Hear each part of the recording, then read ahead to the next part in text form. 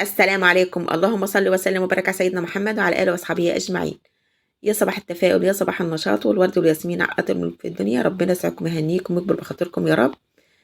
شرفتوني ونورتوني وأهلا وسهلا بكل حبايبنا الجداد على راسي من فوق. النهارده إن شاء الله روتين جامد جدا، والنهارده روتين يوم كامل. أتمنى تشجعوني عشان أنزل لكم كده روتينات كده اليوم كامل، يعني دايما بنزل لكم يعني روتين تقريبا كده. بعمل لكم يعني نص اليوم مش عارفة إيه. فأتمنى كده التشجيع عشان أنزل لكم روتين يوم كامل إن شاء الله بإذن الله. اتمنى كده تشيروا الفيديو، واتمنى لايكات للفيديو، واتمنى تشتركوا في القناه عشان يوصلكم كل جديد ان شاء الله باذن الله. عشان النهارده جميل جدا وتحفيزي جدا، مسيح بقى وطبيخ وشغل المطبخ ويعني كله اللي هي بكله. اول حاجه طبعا كده انا قلت بقى كده امسح كده واروق كده كنت الصراحه لسه ما عملتهمش الفطار، اللي صحي واللي لسه نايم ومش عارفه ايه وكده فقلت كده هروق امسح الساره كده واروقها عبال ما الباقيين يصحوا. بس زقرودة اهي صحت اهي والباقيين لسه. طبعا دلوقتي يعني هم دلوقتي يا في اللي امتحن وفي لسه بيمتحن وكده فهم واخدين بقى يا راحة في البيت، يعني يراجعوا في البيت، يراجعوا الدروس وكده في البيت وكده عم يجي ميعاد الامتحانات. فطبعا هم بيسهروا اللي يذاكر واللي يعمل وكده فيعني كل واحد مظبط يوم، يعني في اللي بيسهر يذاكر الليل كله لحد الفجر كده، وفي الباقي يوم بعد الفجر يذاكر. يعني كل واحد مظبط يومه كده زي ما هو عاوز، سايبهم بحريتهم. بس المهم بقى في الاخر يعني يذاكروا كده. فالمهم دلوقتي كده يا حبايبي كده قلت بقى الفرش ده كنت غسلته، كان اتوسخ كده فلميته كنت غسلته من المفضى اهو. فقلت بقى احوش بقى اللون الغامق ده وافرشه. من الصراحه شكلهم جميل جدا ومفتح كده المكان، ومن الاسف ما بيستحملوش الاولاد بس شكلهم حلو قوي. قلت احوش بقى الفرش ده واغير بقى الفرش واحطه من الفرش ده المفضى. وانا بقى بروق كده وامسح كده بالمره، تبقى الواحد يحس ان المكان بقى نظيف، والمكان كمان كده تحس بالتجديد، حاجة مختلفة. يعني الواحد يحس ان هو فعلا روق، فعلا الشكل يعني يبقى جديد وتغير كده خالص. دلوقتي كده حشت بقى السجادة كده وهكنس وهمسح. ما عملتش بقى الحيطان وكده لسه عاملاها يعني، فنضيفها ما عملتش بقى الحيطان. هجيب بقى المساحة كده امسح بقى الأرضية. كمان عندي بقى الغسيل، عندي غسيل نشرات. طبعا الغسيل ده كل يوم شوية نشرهم، وشوية اتغسلوا، في شوية لسه بغسلهم. يعني موال الغسيل ده بيقعد معايا اليوم كله، ألم وانشر أغسل. ربنا يكون في عونكم كلكم يا حبايبي. دلوقتي كده أنا مسحت، هفرش بقى السجادة. وروضة برضك هتساعدني. لو قلت لها متعمليش معايا حاجة، بس أول ما صحللت بفاقك كده من النوم كده برضك عملت معايا بقى أوضة النوم كده، كانت هي سهلة صحتيها. دلوقتي كده حبايبي كده خلصت كده هفرش بقى السجادة. السجادة ما بفرشها برضك بكنسها فيها ترابة فيها حاجة برضك كده أكنسها برضك كده بالمقشة تاني. أنا كده الجنب ده خلاص كده زي الفل. نضف الأوضة. هتعملي الأوضة؟ اه. تعملي أوضة النوم؟ ما انت عملت معايا أوضة النوم، منضف معايا أوضة النوم. روضة اه. روضة بقت معايا. اه. ايه رأيك كده؟ حلو. حلوة اه. شكلها كده حلو، جميلة مجنونة. حلوة قوي. هنا بقى هنعمل ايه؟ نروق الأوضة التانية الصالة، روق بقت الصالة. دلوقتي كده حبايبي كده هروق كده وقت الصالة الجنب التاني. هشوف بقى السجاد كده وهكنس وهمسح. انا كنت جريت كده الركنة الصغيرة اللي ورايا دي، اساسا انا امسح تحتها وكده عشان زي الانتريه مرفوع. ارفع يعني احط الممسحة المشاية وامسح تحتها وكده. بس لما جريتها لقيتها تحتها نظيفة زي الفل. قلت بقى مش داعي بقى اشيلها واحطها. اي بابا. بص بقى. اه قلت مفيش داعي نشيل بقى واحطها وكده، لقيتها تحتها نظيفة كده. فروقت بقى في اللي هو اللي قدامها بقى كده اللي جنب شايفينه ده، كنست كده وهبقى امسحها. وعمل روضة ايه سهلة. روضة مسحت. اه. روضة شاطرة. روضة شاطرة.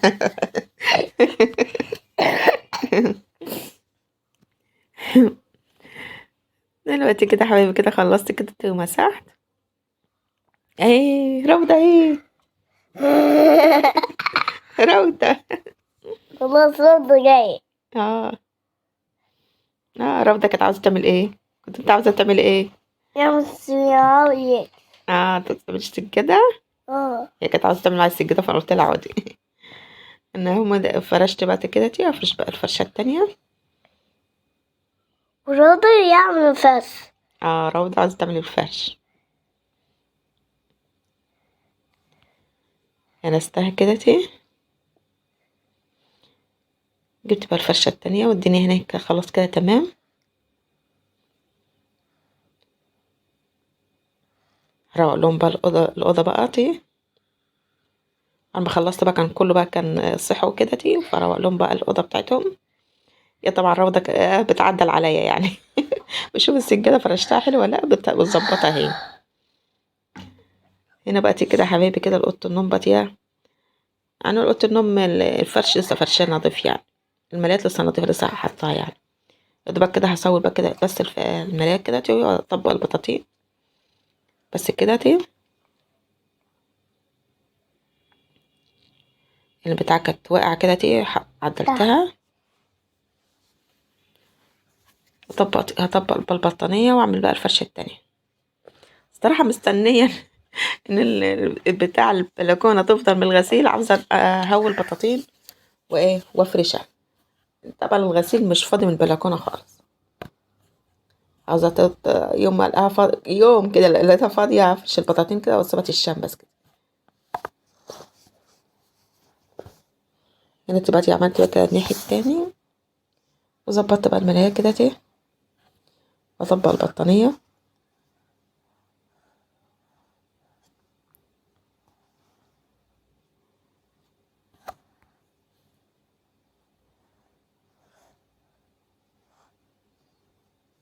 ظبطت بقى الجنب التاني الدنيا هنا تمام. رافضة بقى قالت لي انا يا ماما هكنسها بقى وامسحها. جيت اكنس وامسحها. حاضر اعملها لك. جيت اكنسها بقى وامسحها قالت لي انا هعملها. تشربوا برتقال؟ طيب. هي بتشرب عصير برتقال ما تقول لكم يعني من برتقال. اشرب يا باي. هنا بقى كده هنا خلصت كده بقى السرير وطبقته كده البطانية. عاش بقى السجادة. في الوقت ده انا جيت احوش السجادة رافضة قالت لي يا ماما شفتها جت كده قالت انا لا. روضة. روضة لا تمسح. اما انت لا تمسح اهو. قالت لي انا اللي هعمل وكده سبتها بقى هي تعملها. هتكنس بقى الأوضة بقى هي تمسح. شطورة رودي شطورة. مين دي اللي بتعمل؟ مين دي؟ روضة.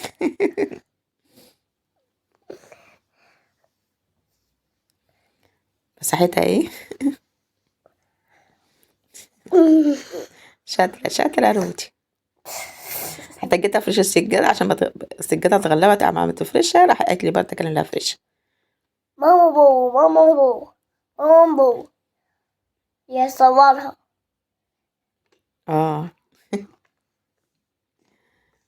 هنا بقى هي بتحاول بقى تظبط السجادة كده تفرشها. يعني عمالة تجيبها شمال ويمين تحب تحاول تظبطها يعني في المكان. هنا بقى ده حبة ده التومين بتاعنا يا حبايبي. هنا 3 أكياس مكرونة والسكر 3 أكياس برضه. أنا كنت خدت كيس لا ساعات التوم. ماشي يا بابا. كنت خدت كيس يعني ايه فضيته في العلب. وإزازتين الزيت. ودلوقتي هي كان الفطار بقى هي اللي جاب لنا فول والطعمية. فأنا كنت لسه حاطة الفول القدر على النار يعني لسه بتستوي كده. عشان كده جاب لنا فول من بره كان لسه مستويش. هو بقى طبعا مبهدل لي بقى البوتاجاز عشان كنت حاطة الفول وبسويه. بس لقيت البوتاجاز نظيف مفيش بس اللي الجنب ده اللي مكان ما بعمل الفول كده بسوي الإداة الفول. المهم دلوقتي بقى اعمل بقى الفطار. حمرت كده حبة بتنجان وحبر كمان حبة بطاطس هنا كمان. واعمل لهم بقى الطعمية. بس صوت بقى يا رودي، هي بتشرب العصير بقى بتستجم، فالصوت اللي طالع ده صوت روضة يعني وهي بتشرب. المهم كده يا حبايبي كدهتي، حمرت بقى البطاطس كدهتي، واقلي كمان بقى يا طعمية. انا بنجيبها عجينة كده وبنقليها في البيت، بس الصراحة بحبش بقى امسكها كده وقاعدة اقلبها في ايديا وكده، باخدها من الكيس على طول كده عشان تفضل منفوشة زي ما هي، ما بقلبهاش شمال ويمين، ما قلبها شمال ويمين كده تلقى الهوا اللي فيه كده تهبط كده. طبعا طعمية حلاوتها لما تكون هايشة كده ما بقلبهاش بقى عشان تفضل لها هايشة زي ما هي. المهم كده حمرتهم كده حبة البطاطس الطعمية، وهحط لهم وهحوج بقى الفول.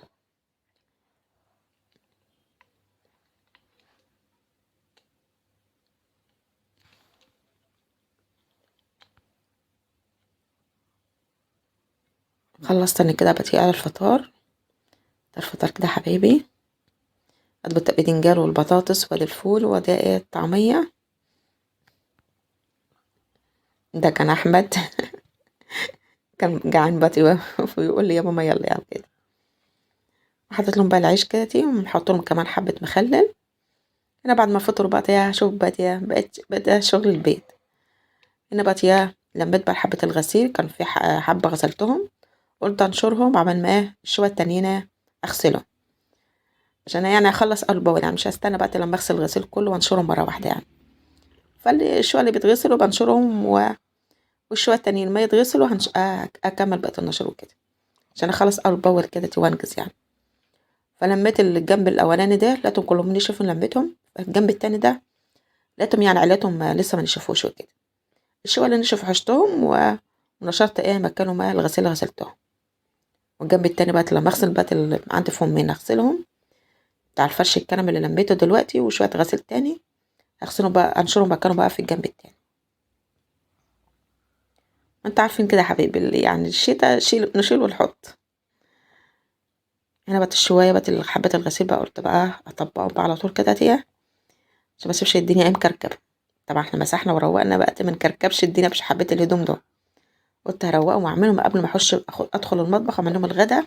في الروض وروض. روضة لا روضة هتيجي دلوقتي انت هتيجي دلوقتي. هي ما تقول ما تعرفش روضة اهي. روضة، هي ما تعرفش تقول عن نفسها انا وكده، انت ولا هي تقول روضة. روضة جت اهي. انت جيت اهو بتطبقي معايا، بتشم الغسيل هتشوفوا ريحتي حلوه ولا لا. ده لا حماتي دي، أنا فري. حماتي بشم. لا أنا فري. شوف الغسيل اللي غسلها كويس ولا لا. ليش يا حماتي. المهم هي جت تطبق معايا، لا مش بتطبق بتعدل عليا. شوف الغسيل غسلها نضيف ولا لا.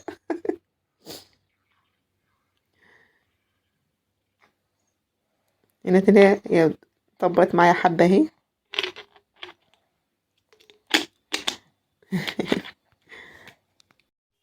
هنا بقى حبة المواعين بقى بتاع الفطار، وفي حبة الصراحة بتاع العشاء بتاع بالليل ما تعبتهمش.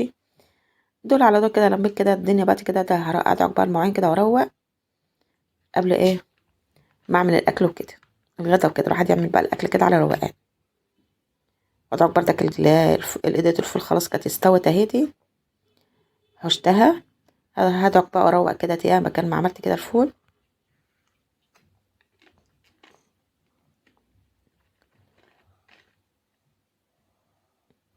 طبعا المطبخ الواحد ما بيروق من بالليل يبقى يعني يبقى الواحد هم ويزاح يعني الواحد، تبقى الدنيا سهلة وخفيفة يعني.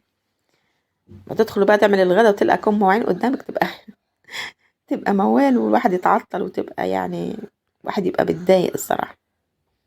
يعني الروتين المسائي ده الصراحة بيفرق كتير يعني، يريح الواحد الصبح كده في شغل البيت.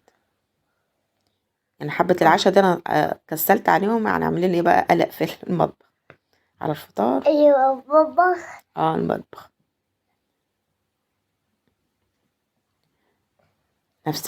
نفس الحكاية.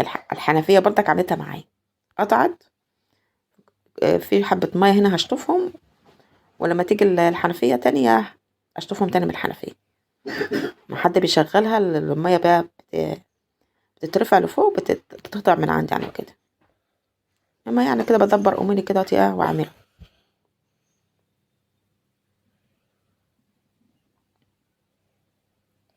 وحط عمين نحط المواعين على الرخامة. ماما تصفى. صفر تصفر. صفر تصفى مش تصفر. اتصفر. ما علينا.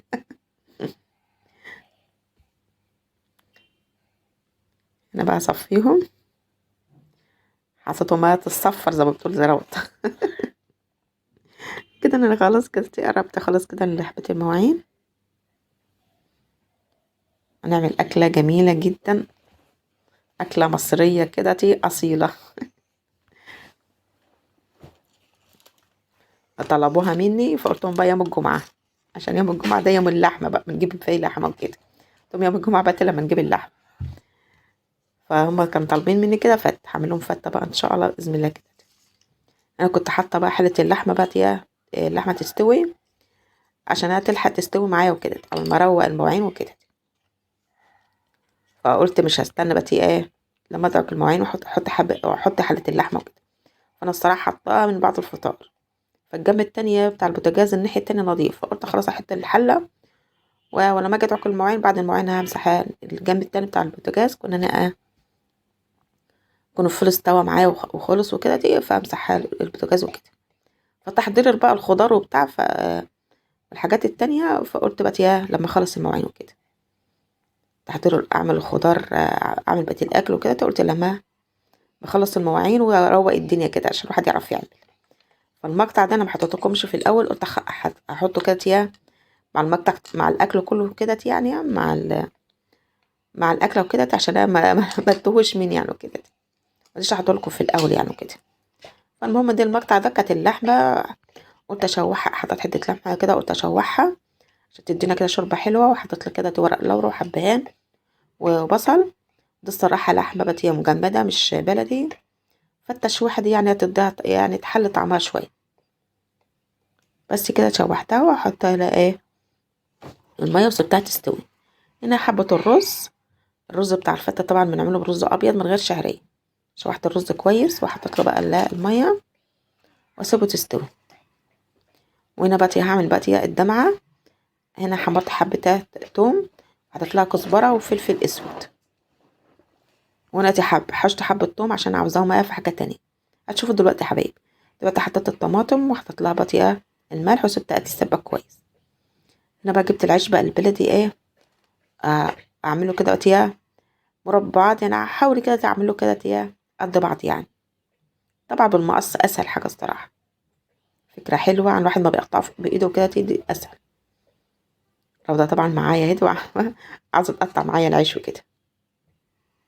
قطع بعتي رغيفين لون كده حطيتهم بقى في الصينيه ديت عشان الصينيه دي هعمل فيها الفته كلها. احمص العيش في الصينيه دي عشان تحمص العيش في الفته بتفرق في الطعم خالص. ممكن تشوحيها تحمريها كده ما بحطلهاش سمنه كتير طبعا، هي معلقه سمنه بس، معلقه صغيره كده، بحطلهاش سمنه كتير. ممكن تعمليها على البوتاجاز كده بس على البوتاجاز تبقى اسرع يعني. ممكن تحطيها هي العيش وسليم كده تحطهم على الشبكه كده وتسيبهم يتحمصوا برضك تبقى حلوه. او ممكن تقلبها بحته السمنه كده وتدخلها الفرن، وكل شويه طبعا تقلبيها وكده انا الصراحه انا بعملها كده على عين البوتاجاز اسهل طريقه. وانا حطيت حته التوم بقى بعد ما حمرت العيش زي ما انت شفت كده بتفرق معانا في الطعم خالص، خصوصا مع العيش. بحب التوم مع العيش قوي تبقى جميله. وحطيت بقى الشوربه وسبتها كده العيش يتخمر معايا كده يطرى معايا يعني. بعد كده حطيت الرز، حطيت عليه حبه شوربه عشان الرز اساسا ما عملتوش بشوربه، عملته ميه فتره خالص من الحنفيه. فالشوربه بخليها كده عشان العيش، احط شويه كده على وش الرز عشان وشويه نشربهم وكده فعشان بحتاج شوربه كتير يعني. وحطيت بقى اللحمه كده وحطيت الصلصه على الوش. ده بقى الصينيه الرسمي عندنا في مصر.